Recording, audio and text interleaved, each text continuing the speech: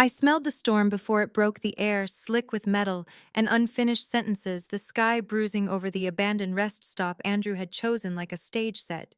He didn't kill the engine. He didn't even look at me. "Get out," he said, tapping two fingers on the wheel as if I were a smudge he could wipe away. 37 miles to home. He'd calculated it like one of his market plays: distance as leverage, weather as humiliation, isolation as control. 3 hours earlier, we'd been clinking crystal over steak and the lie of an anniversary. Now I was collateral he meant to teach a lesson. I let one breath slip, quiet and measured, and felt the small rectangle of my phone warm against my thigh, where it recorded without blinking. He thought he was writing the script.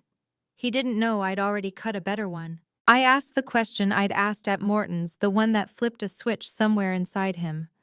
Why is 10,000 missing from our account? My voice was the voice I'd learned to use with him, soft at the edges, no hooks, nowhere for him to hang his temper. He laughed through his nose, a thin, contemptuous sound that used to make me fold. "Actions have consequences, Amanda. You embarrassed me. You stepped out of line. Walk home. Consider it. Corrective." He savored the word. I looked past him to the world outside the windshield. The building here was a husk with boarded windows, the lot cracked open like an old wound. He'd picked it last week in passing, humming as he drove, saying, "Imagine being stranded here." I'd smiled and tucked the car's reflection in the glass away like evidence. He believed the groundwork of cruelty must be subtle. He misunderstood me. I catalogued. I opened the door. The seat leather whispered as if relieved to release me. He didn't expect the quiet, the lack of begging, the way I smoothed my skirt as though stepping out at a gala. I felt his eyes snag on my calm confusion, flickering behind his certainty. "Smart choice," he said, and then, as if the gods were touting his wisdom, the first drop struck the roof like a knuckle. He pulled away with a little hiss of tires. I counted to 60, watching his taillights fade, a red punctuation mark swallowed by trees. Then I turned, walked into the shadow of the boarded station, and knocked twice on black paint already peeling. The door opened to my brother's shoulders and the clean scent of coffee. Marcus didn't smile. He scanned me like a medic and stepped aside so I could slide into the cab of his black Ford.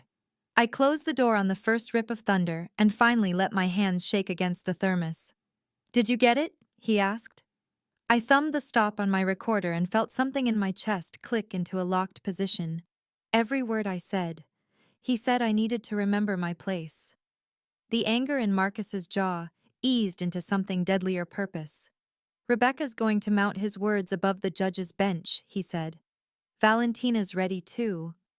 The moment the 10,000 moved this afternoon, she followed the thread to Cayman. It's a tapestry." He drove with the caution of someone escorting evidence, rain stitching diagonal lines across the windshield wipers, beating a metronome that matched my pulse. The plans we'd rehearsed, routes, alibis, timestamps, rose around me like the walls of a safe room. 8 months ago, I had stopped being the woman who apologized. 8 months ago, I'd started being the archivist of my own survival. Marcus had installed the cameras under the name of safety. Valentina had traced the trickle of money he siphoned in late-night transfers. Rebecca had built a case with the patience of a jeweler setting stones. The three of them had placed their palms at my back when my legs felt like winter. I had learned to trust the weight of their hands more than the weight of his voice. "Hotel's on your maiden name," Marcus said, turning off onto a road that ran like a wet ribbon between fields. "Cash. Clerk's waiting. She'll log the incident report just like Rebecca coached." I nodded, rehearsing my lines the way I had the turns: abandoned, storms, stranded, trauma, not hysteria, but tremble. There is an art to being believed when the truth is inconvenient.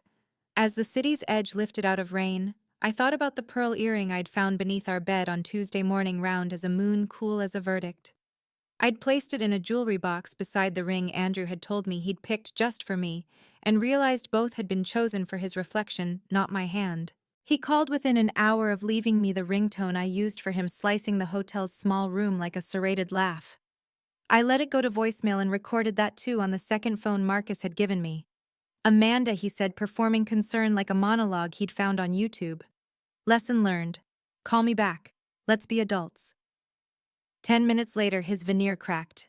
Pick up. Stop being childish. If you're trying to worry me, I could feel the bolt slide inside his spine as silence restructured the script. He had always had the last word because I handed it to him. Now he was talking to a locked door. By midnight, the calls came in waves. Andrew, then his mother, then his business partner James. A chorus of control disguised as care. I watched the phone light on the table beside a neat bowl of room service soup I forced myself to eat, because receipts matter when abusers claim you were unhinged.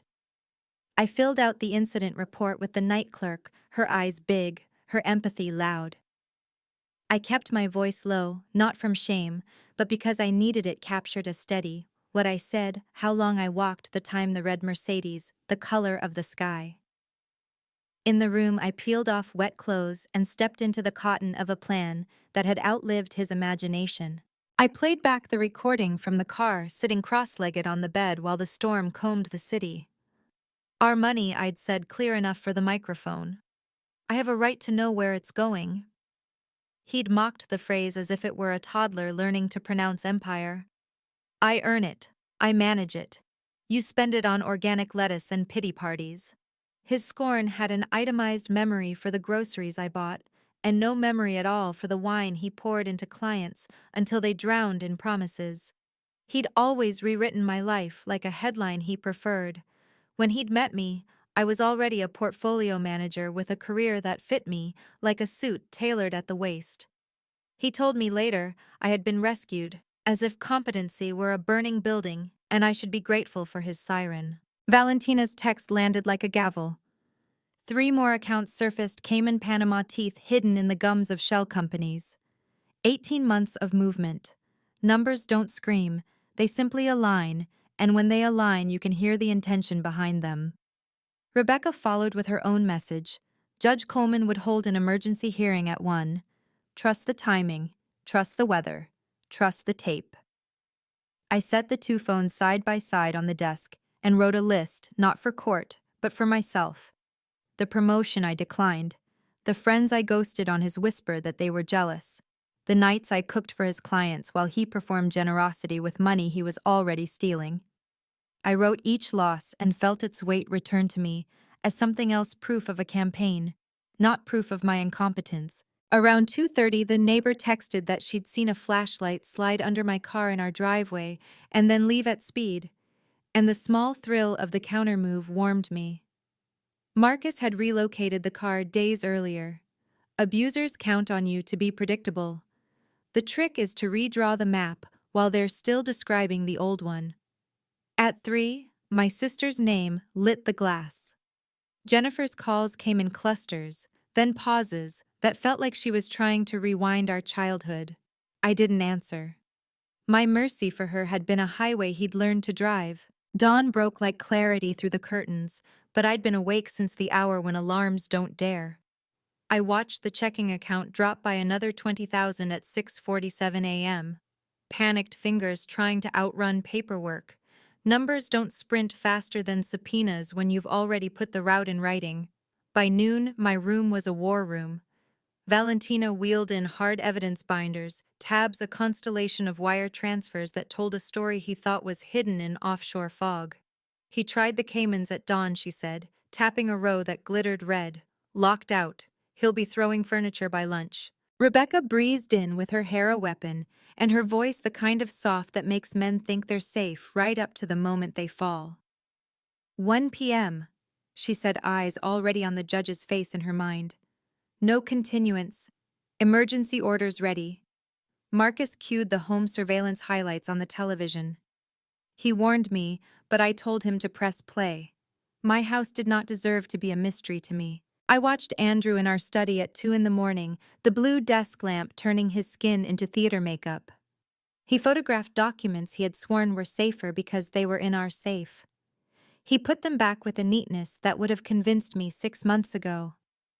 I watched him in our living room with Nayan 2 months earlier, her feet tucked beneath her in the robe I'd bought on a honeymoon he'd since repurposed as a sales pitch. They laughed, and somewhere in the laugh I heard the click of a door I hadn't realized he'd closed. "Turn it up," I said, my stomach a stubborn stone. He trained his voice to sound like self-awareness. He said he'd trained me well, a phrase that slid through my ears like cold oil. He spoke of the prenup as if it were a guillotine he kept polished. He described me as if I were an asset, depreciating nicely on schedule. Then the garage scene, his voice lowered to a hiss that always made me feel like a misbehaving hallway. He praised Jennifer, my sister, as perfect, her debt a lever he could pull with cash and a little counterfeit kindness. I stood at the window and let Minneapolis stack itself into angles I could survive. The city's grid steadied me. Order is a way of love when someone you trusted worships chaos. "There's more," Marcus said gently. I nodded. We saw emails with the subject line "Project Fresh Start," as if my erasure were a rebrand. Phrases like gaslight, consistently deny conversations, contradict memories, sentences that when I read them finally made the fog of the last year solidify into a net I could hold to the light.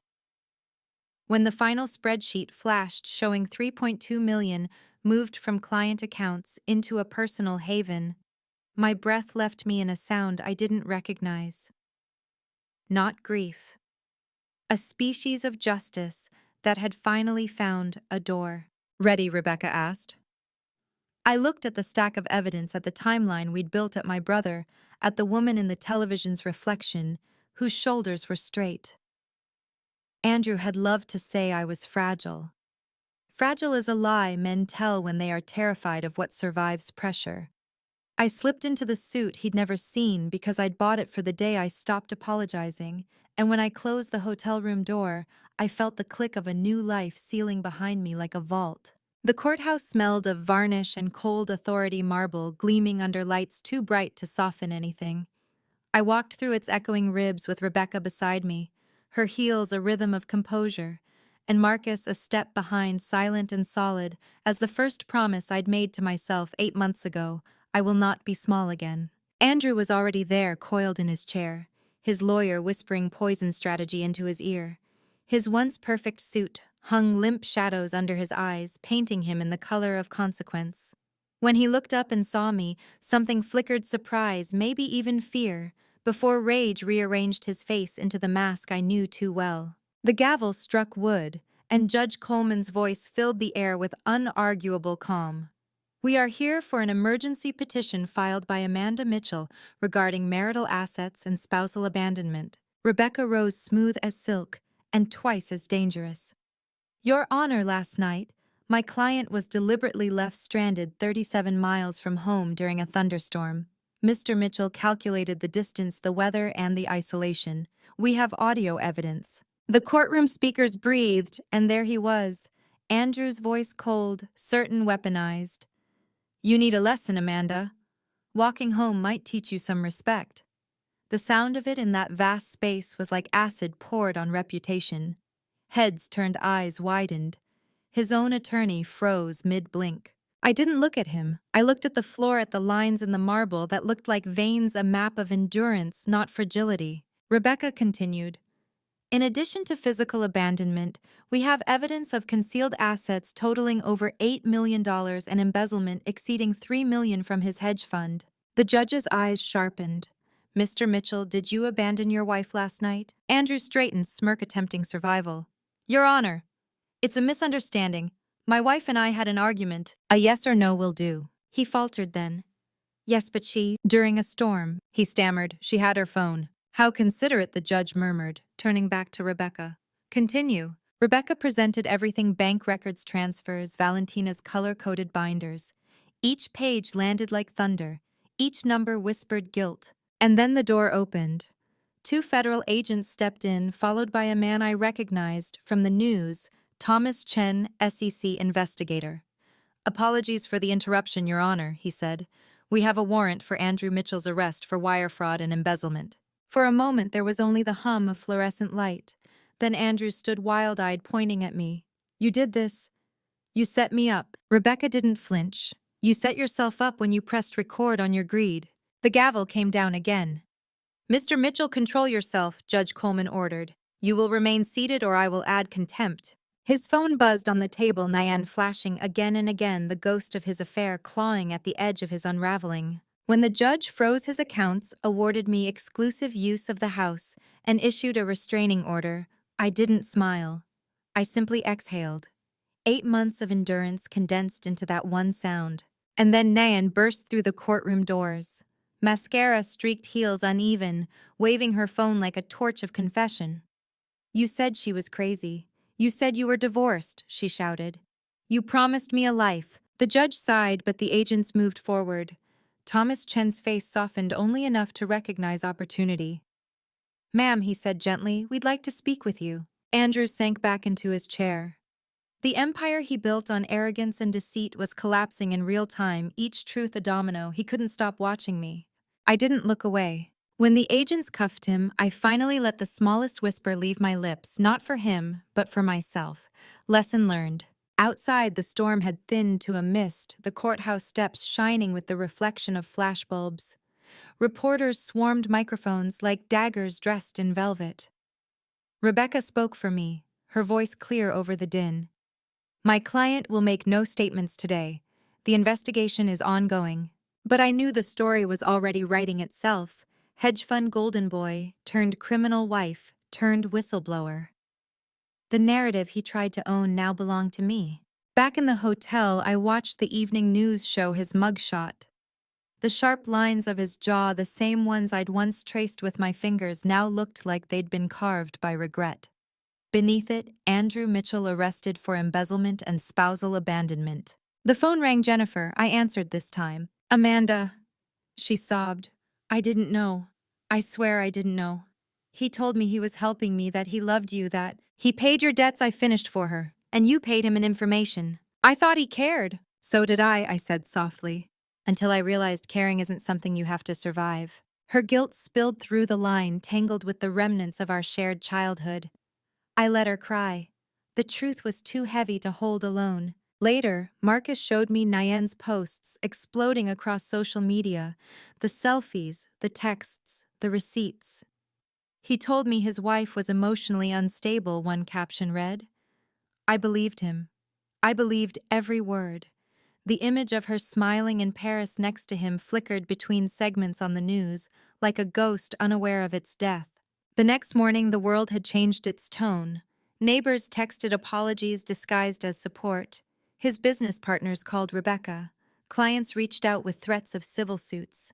The perfect facade he'd built was collapsing in layers: personal, professional, moral. By the end of the week, I wasn't a victim anymore, I was a witness. And witnesses, unlike victims, are dangerous. When Jennifer came to me days later, face pale, hands trembling around a manila envelope, I almost sent her away. But there was something in her eyes that looked like penance. She handed me the emails, months of correspondence between her and Andrew. Lines that began as kindness and curved into manipulation. The questions he'd asked about my parents, my mother's health, our finances. The forged documents he'd convinced Jennifer to help him retrieve. He'd planned to strip me of everything, even my inheritance, even my father's legacy. But my mother had known. She was waiting for us when we arrived at her care home. The sharpness in her eyes that day was like sunlight through rain. "He thought I wouldn't notice," she said, pulling a small key from her drawer. "Your father saw him for what he was. The box at First National, he said it would protect you when he couldn't." The vault door hissed like breath held too long. Inside were the documents that proved everything. Forged transfers, false signatures, bank accounts in my name that I'd never opened. My father's notes in the margins. "He will try to take everything. Don't let him." And I didn't. 4 months later, in the same courthouse, Andrew faced the truth written on every page. The prosecutor spoke methodically. The jury listened, and one by one his masks shattered: the devoted husband, the financial genius, the misunderstood man. Each identity collapsed under the weight of evidence. When the guilty verdicts rolled like thunder, 15 counts all of them, he finally looked at me again. This time there was no rage, only the hollow echo of a man who had mistaken control for love. The judge sentenced him to 8 years. I walked out into sunlight so clean it hurt my eyes. 2 months later, the Phoenix Foundation opened its doors in a refurbished Victorian, the air smelling of paint and beginnings. Marcus handled security. Valentina oversaw the financial forensics. Rebecca structured the legal aid. Jennifer answered the phones, her voice steady for women who'd just realized the storms they were trapped in. And I sat behind my desk, framed by photos of survivors, each one a reminder that pain can be recycled into purpose. Sometimes at night, I still hear the rain the way it hit the pavement the moment he drove away. But now, instead of fear, I feel gratitude. Because that storm didn't end me. It introduced me to the version of myself that could build shelter for others.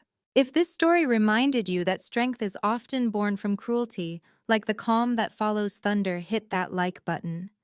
Tell me in the comments what moment made your heart race, what justice made you breathe easier. Don't forget to subscribe for more stories that prove no storm lasts forever.